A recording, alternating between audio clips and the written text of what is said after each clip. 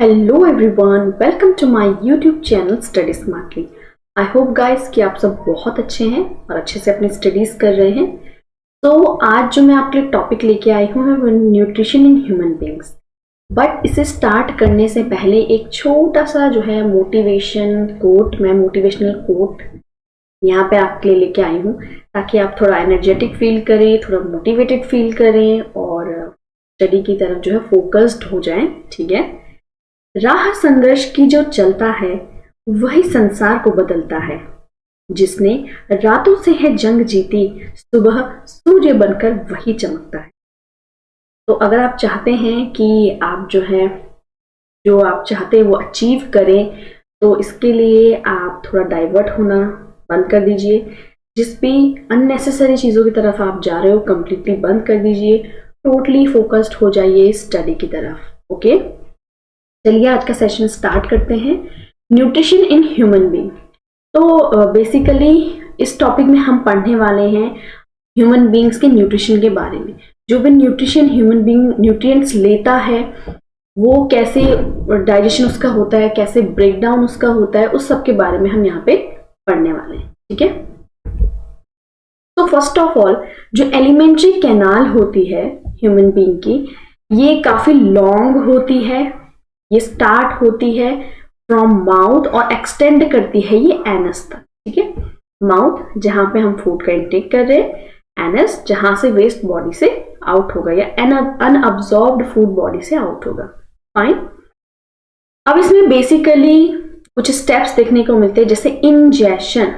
इन मतलब होता है अंदर, तो इंजेशन में क्या होता है? Intake of food. हमने खाना मुंह में लिया, इनटेक ऑफ फूड। ठीक है। डाइजेशन में break down of different nutrients. Complex food जो होता है उसमें न्यूट्रिएंट्स का ब्रेक डाउन होने स्टार्ट हो जाता है, it is called digestion. Absorption और एसिमिलेशन दोनों ही क्या है? कंजिक्यूटिव, एक के बाद एक प्रोसेस होती हैं। ठीक है। अब्जॉर्प्शन, ये जो भी न्यूट्रिएंट हमने लिए वो ब्लड में मिक्स हो जाएगा और फिर डिफरेंट टिश्यूज को मिलेगा, सेल को मिलेगा और नए सेल वहां से फॉर्म होंगे। ये हो गया assimilation. And the last one is egestion. Egestion यानी वेस्ट का बॉडी से आउट होना। तो ये सारे स्टेप्स यहाँ पे होते हैं जिससे कि पूरा डाइजेस्टिव सिस्टम या फिर न्यूट्रिशन जो है ह्यूमन की बॉडी गेन करती है। फाइन। चलिए, तो फर्स्ट ऑफ ऑल पढ़ते हैं इंजेशन। इंजेशन और इजेशन में आप अंतर ध्यान रखिएगा। इन मतलब अंदर, सो इंजेशन इनटेक ऑफ फूड। तो यहाँ पे इनटेक ऑफ कॉम्प्लेक्स फूड। अब कॉम्प्लेक्स फूड क्या होता है? इसमें बहुत सारे न्यूट्रिएंट्स होते हैं तो उनका ब्रेक डाउन होता है। ठीक है। कॉम्प्लेक्स फूड का ब्रेक डाउन होगा तो सबसे पहले हम क्या करेंगे?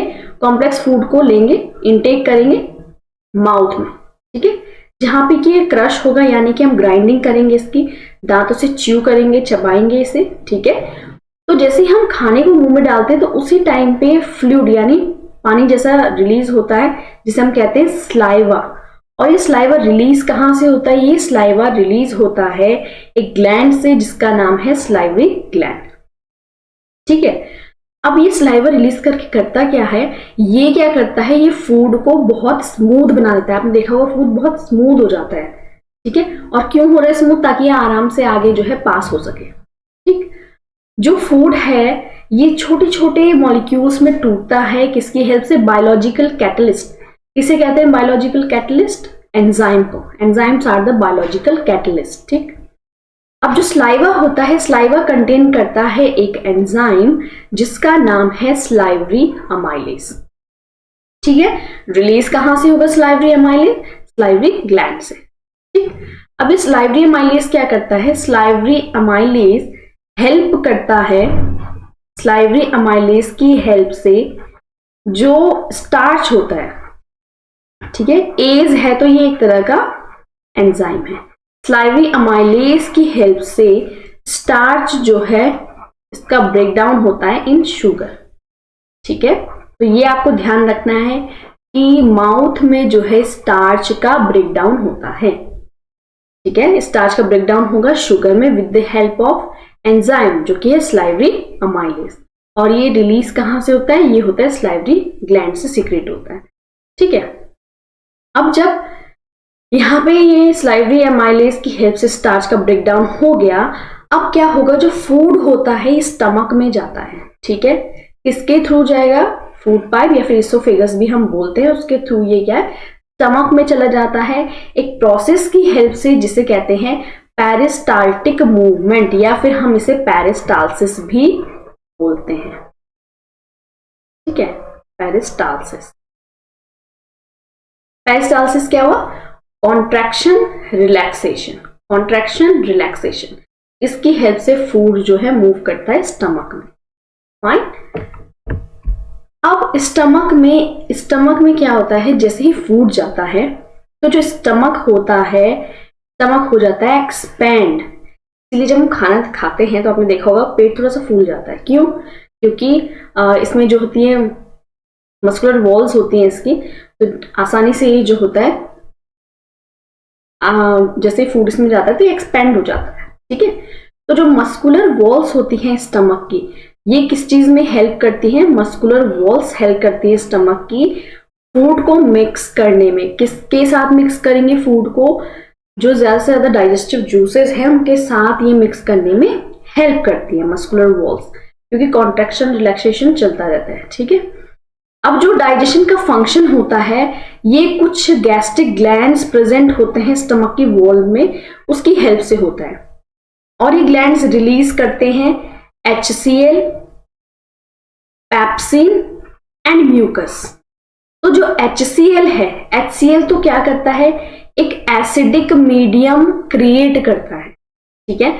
आप लोग ध्यान रखिएगा, जो HCl होता है ये एसिडिक मीडियम क्रिएट करता है, ठीक है, क्रिएट एसिडिक मीडियम। क्यों कर रहा है, HCl ऑब्वियसली हमें पता है एसिडिक मीडियम क्यों क्रिएट कर रहा है, ऐसे ही तो नहीं कर रहा होगा, कोई तो रोल होगा, इसलिए कर रहा है ताकि ये क्या कर सके, जो एक्शन है पेप्सिन का क्या काम होगा, पेप्सिन का काम होगा प्रोटीन को डाइजेस्ट कराना।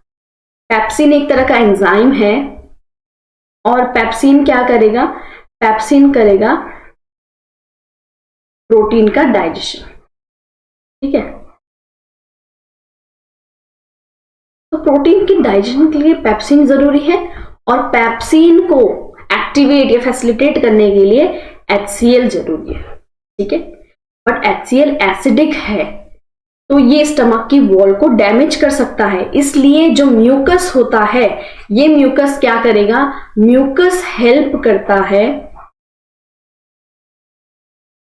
जो लाइनिंग होती है स्टमक की उसको प्रोटेक्ट करने में, ठीक है। इसीलिए एसिडिक मीडियम के होते हुए भी जो स्टमक की वॉल होती है वो डैमेज नहीं होती, क्योंकि म्यूकस क्या करता है, प्रोटेक्शन प्रोवाइड कर देता है, ठीक है। I hope it is clear to all of you.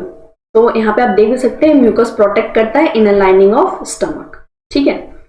अब जो फूड है, फूड एग्जिट होता है, यानी स्टमक से आगे पास ऑन होता है with the help of sphincter muscle, ठीक है। कुछ मसल्स होती हैं, उनकी हेल्प से फूड जो है धीरे धीरे छोटे छोटे अमाउंट में, ऐसे नहीं कि एकदम से ले, छोटे छोटे अमाउंट में कहाँ जाता है, स्मॉल इंटेस्टाइन, ठीक। अब जो स्मॉल इंटेस्टाइन है, डायग्राम देख सकते हैं आप, खाना हमने अभी तक क्या पढ़ा, माउथ में च्यू किया, इसोफेगस के थ्रू फूड कहाँ आ गया, स्टमक में आ गया, यहाँ आ गया। अब स्टमक के थ्रू कहाँ आएगा, स्मॉल इंटेस्टाइन, ठीक है। अब स्मॉल इंटेस्टाइन जो होता है लॉन्गेस्ट पार्ट होता है एलिमेंट्री कैनाल का, सबसे लंबा हिस्सा जो है एलिमेंट्री कैनाल का वो होता है स्मॉल इंटेस्टाइन, ठीक है। और ये कैसे फॉर्म में होता है, कॉइल्ड फॉर्म में होता है, कॉइलिंग फॉर्म में, आप देख सकते हो कितना कॉइल है ये, ठीक है। जो लेंथ होती है स्मॉल इंटेस्टाइन की, ये डिफर करती है, अलग अलग एनिमल्स में अलग अलग होती है, ठीक है। जैसे कि अगर हम बात करें हर्बीवोर्स में जो कि ग्रास खाते हैं, हर्बीवोर प्लांट्स ग्रासेस खाते हैं, तो उनमें क्या होता है, सेलुलोज होता है, तो सेलुलोज को डाइजेस्ट करने में टाइम ज्यादा लगता है, तो हैंस इनकी स्मॉल इंटेस्टाइन कैसी होती है, लॉन्गर स्मॉल इंटेस्टाइन, ठीक है। लेकिन जो मीट होता है वो आसानी से डाइजेस्ट हो जाता है देन सेलुलोज, तो कार्निवोर्स की इसीलिए क्या होती है, शॉर्टर स्मॉल इंटेस्टाइन, ठीक है। ये चीज आप ध्यान रखिएगा। जो स्मॉल इंटेस्टाइन होती है ये एक ऐसी साइट होती है जहां पे कि कंप्लीट डाइजेशन होता है कार्बोहाइड्रेट का, प्रोटीन का और फैट का, ठीक है। ये दोनों आपको याद रखने हैं, वेरी वेरी इंपॉर्टेंट, तीनों पॉइंट्स, ठीक है। एक तो हर्बीवोर एनिमल्स सेलुलोज का इंटेक, सेलुलोज लेते हैं एज देयर फूड, जो भी ग्रास और प्लांट्स में प्रेजेंट होता है, तो सेलुलोज आसानी से डाइजेस्ट नहीं होता है, हैंस इनकी क्या है, स्मॉल इंटेस्टाइन लॉन्ग होती है, और जो मीट ईटिंग होते हैं कार्निवोर, उनकी क्या होती है, शॉर्ट होती है। तीसरी चीज जो स्मॉल इंटेस्टाइन होती है, इसमें ये एक ऐसी साइट है जहां पे कंप्लीट डाइजेशन होता है कार्बोहाइड्रेट, प्रोटीन और फैट का। Clear to all of you. अब जो फूड होगा, ये फूड कहां जाएगा, जो फूड आया है स्टमक से, स्मॉल इंटेस्टाइन, तो स्टमक में मीडियम कैसा था, एसिडिक, लेकिन वहां पे म्यूकस था उसको प्रोटेक्ट करने के लिए, स्मॉल इंटेस्टाइन में नहीं है। तो जो एसिडिक फूड आया है, अब यहाँ पे कुछ जूसेस सिक्रीट होते हैं जो कि स्मॉल इंटेस्टाइन में मीडियम को बेसिक बनाने में हेल्प करते हैं, ठीक है। तो यहाँ पे डिफरेंट जूसेस है, जैसे बाइल जूस सीक्रेट होता है लीवर से, पैनक्रिएटिक जूस सीक्रेट होता है पैनक्रिया से, और कुछ इंटेस्टाइनल जूस होते हैं वो भी सीक्रेट होते हैं। अब स्टमक में हमने पढ़ा कि वहां पे क्या हो रहा है, वहां पे स्टमक में HCl और पैप्सिन जो कि प्रोटीन को ब्रेक डाउन कर रहा है, ये सब वहां पे हो रहा है फंक्शन।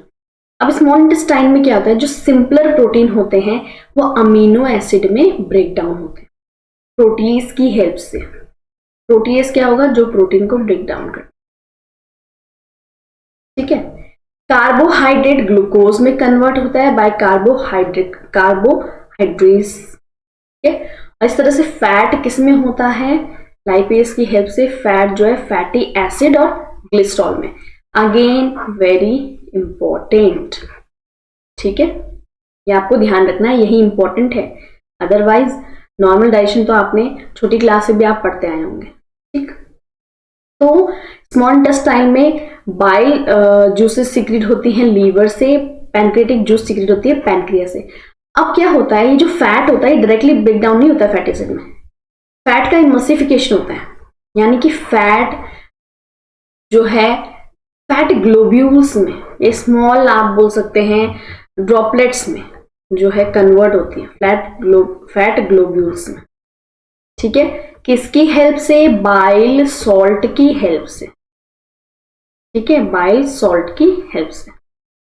अब ये जो फैट ग्लोब्यूल्स होंगे लाइपेज की हेल्प से फैटी एसिड और ग्लिसरॉल में क्या होगा, इनका ब्रेकडाउन हो जाएगा, ठीक है।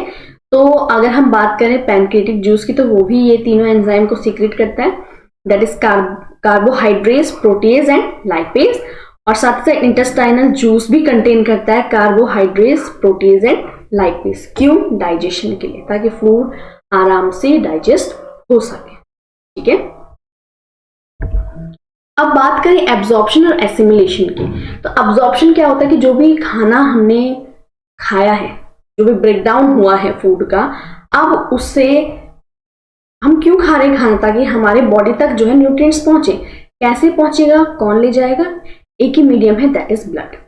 तो न्यूट्रिएंट का ब्लड में जाना, यहीं पे क्या होता है, एब्जॉर्प्शन होता है। तो स्मॉल इंटेस्टाइन में ही एब्जॉर्प्शन स्टार्ट हो जाता है। तो जो डाइजेस्टेड फूड है, जो डाइजेस्ट हो चुका है, तो इंटेस्टाइन की वॉल इसको लेना शुरू करती है और क्या करती है, ब्लड में मिक्स करवाती है, इसी को एब्जॉर्प्शन कहा जाता है। तो जो स्मॉल इंटेस्टाइन होती है, इसकी जो इनर लाइनिंग होती है, वहां पे क्या प्रेजेंट होता है, कुछ फिंगर लाइक प्रोजेक्शन होते हैं, जिन्हें क्या कहा जाता है, विलाई कहा जाता है, ठीक है। ये विलाई करते क्या है, फंक्शन याद रखना, सरफेस एरिया बढ़ाते हैं। जो अब्जॉर्प्शन हो रहा है डाइजेस्टेड फूड का, उसका सरफेस एरिया बढ़ा देंगे। अब जब सरफेस एरिया ज्यादा हो जाएगा तो अब्जॉर्प्शन भी ज्यादा होगा, ठीक है। तो विलाई इसमें काम करते हैं, ठीक। अब जो विलाई होंगी, इनमें ये काफी रिच होती हैं, इसमें रिच ब्लड सप्लाई होता है, ठीक है, ब्लड वेसल्स होती हैं। तो क्या होगा कि जो ब्लड वेसल होंगी, विलाई की हेल्प से क्या हो जाएगा, ये फूड अब्जॉर्ब हो जाएगा, और ब्लड की हेल्प से क्या है, हर एक सेल तक बॉडी के ये पहुंच जाएगा। और अगर सेल तक न्यूट्रिएंट पहुंचे हैं तो मीन्स वहां से क्या है, हमारी बॉडी एनर्जी गेन करेगी, नए सेल्स बनेंगे, नए टिश्यूज बनेंगे, इसी को एसिमिलेशन कहते हैं, ठीक है। एब्जॉर्प्शन क्या हुआ, विलाई की हेल्प से सरफेस एरिया बढ़ा, ब्लड में जो है न्यूट्रिएंट्स गए, ये एब्जॉर्प्शन था। अब डिफरेंट सेल बॉडी में गए, वहां से एनर्जी गेन कर रहे हैं, नए टिश्यूज बन रही है, असिमिलेशन। ठीक है, I hope it is clear to all of you. अब जो अनअब्जॉर्ब फूड है, यानी ऐसा खाना जो कि एब्जॉर्ब नहीं हुआ है, ठीक है, अब ये फूड कहाँ जाता है, ये जाता है लार्ज इंटेस्टाइन में। ठीक है, ये चला जाएगा लार्ज इंटेस्टाइन में, ये आप देख सकते हैं, दिस लार्ज इंटेस्टाइन, ये बचा हुआ क्या है, लार्ज इंटेस्टाइन में चला जाएगा। अब लार्ज इंटेस्टाइन में चला जाएगा तो वहां पे कुछ विलाई होती हैं, ये क्या करती है, वाटर का अब्जॉर्प्शन, जो वाटर वगैरह बचा होगा उसको अब्जॉर्व करेगा, ठीक है, इस मटेरियल से। और फिर अब जो बचा हुआ वेस्ट होगा या फिर बोल सकते हैं मटेरियल होगा बचा हुआ, वो क्या हो जाएगा, रिमूव हो जाएगा फ्रॉम द बॉडी या एनस, यानी एनस के थ्रू बॉडी से आउट हो जाएगा। तो इजेशन क्या होता है, रिमूवल ऑफ वेस्ट या रिमूवल ऑफ वेस्ट मटेरियल, ठीक है, आफ्टर अब्जॉर्प्शन। जो अब्जॉर्प्शन के बाद वेस्ट मटेरियल बच रहा है उसका बॉडी से आउट होना, इसी को इजेशन कहते हैं। तो जो एग्जिट होगा वेस्ट का, वो रेगुलेट कौन करेगा, एनल स्फिंक्टर मसल्स जो होती है ये उसको रेगुलेट करती है। ठीक है, so it is all about your digestion. तो आपको कुछ कुछ पॉइंट्स ध्यान रखने हैं, कहाँ पे प्रोटीन टूट रहा है, कौन सा एंजाइम इसमें हेल्प कर रहा है, ये सारा आपको ध्यान रखना है। ठीक है, आई होप कि आपको अच्छे से क्लियर हो गया हो ये टॉपिक, क्योंकि लाइफ प्रोसेस काफी इंपॉर्टेंट चैप्टर है। हर तरह के क्वेश्चन इससे बन सकते हैं, चाहे वो केस स्टडी हो, 1 मार्क्स हो, 5 मार्क्स के हो, 2 मार्क्स के हो या 3 मार्क्स के हो। तो ये चैप्टर काफी इंपॉर्टेंट है। और अभी हम एक और टॉपिक इसी चैप्टर का पढ़ेंगे, उसके बाद हम इन दोनों टॉपिक्स को मिला करके फिर क्वेश्चंस करेंगे। ठीक है, मैं क्वेश्चन आंसर सेशन भी एक अलग से लेकर के आऊंगी। और नेक्स्ट वीडियो आप यहाँ देख सकते हैं, जो नेक्स्ट वीडियो मैं लेकर के आऊंगी आपके लिए कल, वो होगी on the NCERT activities of biology, क्योंकि वहां से भी क्वेश्चन आ जाते हैं। तो जो आपकी क्लास 10th की एनसीईआरटी बुक है, ठीक है, तो मैं जो लेकर के आने वाली हूँ, ये लेकर के आने वाली हूँ मैं लाइफ प्रोसेस चैप्टर का। ठीक है, जो आपका वेरी फर्स्ट चैप्टर है बायोलॉजी का, लाइफ प्रोसेसेस। तो लाइफ प्रोसेसेस चैप्टर का मैं जो है एक्टिविटी आपके लिए लेके आने वाली हूँ, तो आप जरूर देखिएगा। उसमें मैं आपको एक्टिविटी बताऊंगी कि जो भी क्वेश्चंस पूछे गए हैं उसके आंसर्स आपको बताऊंगी। ठीक है, ताकि अगर वो केस बेस्ड में आए तो आप उसको अच्छे से समझ के सॉल्व कर सकें। आई होप कि ये सेशन आपके लिए बेनिफिशियल रहा हो।